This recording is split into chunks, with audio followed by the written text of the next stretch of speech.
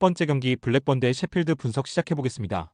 블랙번은 7경기 연속 무승, 그중 5연패를 기록 중이며 팀 분위기는 바닥에 가까운 수준이다. 게이와 돌란이 전방에서 활발한 움직임을 보이긴 하나 실질적인 마무리 능력과 침투 간결성이 부족하다. 중원 연결고리인 데니스와 브리튼의 부상 공백은 빌드업 안정성에 치명적이며 수비진도 워튼과 카르고브 이탈로 조직력이 흔들리고 있다. 전반적으로 무너진 팀 밸런스 속에서 패스의 방향성과 전환 속도 모두 정체되어 있는 상태다. 셰필드 웬즈데이는 후반기 상승세를 꾸준히 이어가고 있는 팀으로 스미스와 잉겔손의 투톱 연계에 기반한 역습 전개가 매우 위협적이다.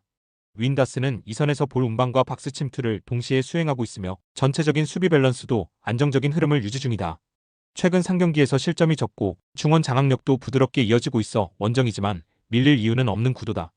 블랙번은 핵심 자원들의 이탈과 장기 부진 속에서 수비와 중원이 동시에 붕괴된 상태이며 공격에서도 게이와 돌란의 전개가 효율적으로 연결되지 못하고 있다.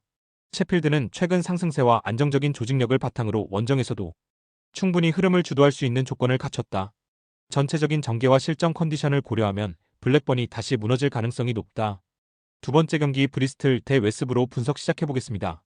브리스톨 시티는 3-4-3 포메이션을 기반으로 좌우 윙백의 왕성한 활동량과 하프 스페이스 침투를 핵심으로 하는 전술을 구사한다. 윌리엄스와 버드가 중원에서 패스 전개에 능하며 웰스는 골문 앞에서 결정력 있는 피니시로 마무리를 책임진다.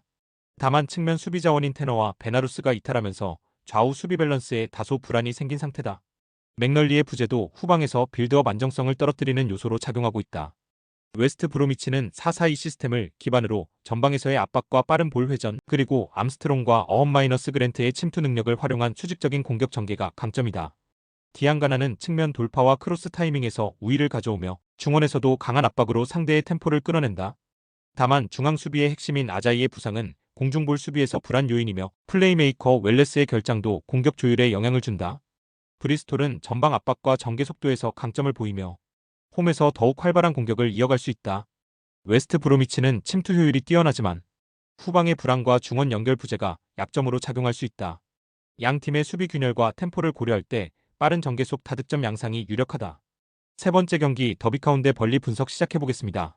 더비카운티는 5백 기반의 수비적인 전술로 실점을 줄이며 승점을 쌓아가려는 운영을 고수한다. 하네스와 잭슨은 중원에서 수비 압박을 맡으며 아담스는 전방에서 간헐적인 침투와 연계를 수행하고 있다.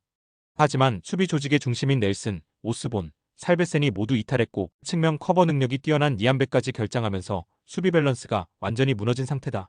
파이브백을 활용하지만 실질적으로는 세트피스 대응력과 하프 스페이스 커버가 현저히 떨어진다. 벌리는 포지션 플레이 중심의 점유율 전술과 강한 전방 압박을 통해 경기 주도권을 장악하는 구조를 보인다.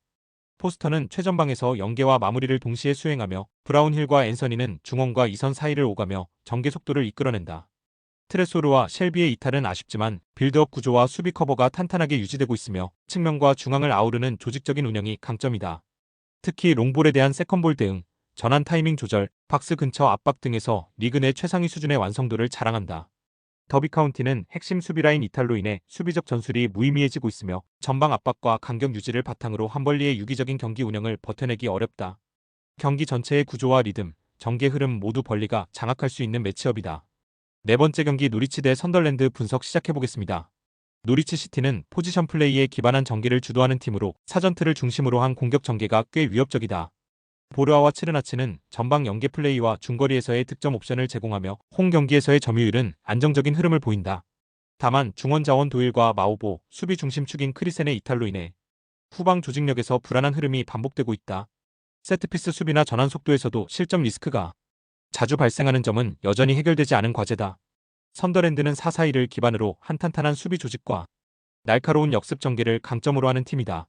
이시도르와 크리스 리그는 공간 침투에 능하고 로버츠는 박스 근처에서의 득점 감각이 뛰어나다.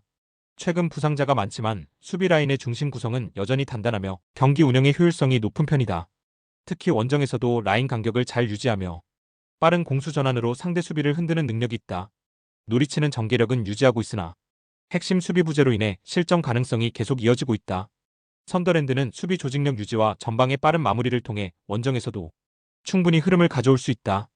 양 팀의 밸런스와 흐름을 감안하면 노리치가 수세에 몰릴 가능성이 높다. 다섯 번째 경기 아스날 대 레알 마드리드 분석 시작해보겠습니다. 아스날은 전형적인 점유율 기반의 포지션 플레이를 구사하며 외대고루 중심의 전방 연계가 매우 유기적이다. 트로사르와 마르티넬리가 좌우에서 넓은 폭을 활용해 상대 수비를 흔들고 세컨볼 싸움에서도 강한 모습을 보인다. 다만 빅매치에서 전반적으로 조심스러운 흐름으로 출발하는 경향이 강하고 초반 라인을 쉽게 올리지 않는 특징이 있다. 레알 마드리드는 음바페와 비니시우스를 활용한 역습 위주의 속도 전개가 강점이나 이번 경기처럼 아스날 원정에서는 안첼로티 감독 특유의 로우블록 중앙 밀집 전술이 전개될 가능성이 높다. 호드리구가 중원에서 수비 가담을 병행하며 포지션 밸런스를 맞추는 구도로 공격은 후반을 누릴 수 있다. 전체적인 득점 집중도는 후반 교체 카드 이후 올라가는 구조로 초반부터 열리는 형태는 아닐 것으로 보인다. 아스날과 레알 마드리드는 모두 리스크를 최소화하는 전략을 선택할 가능성이 높고 특히 레알은 원정 경기에서 더욱 보수적으로 접근할 전망이다.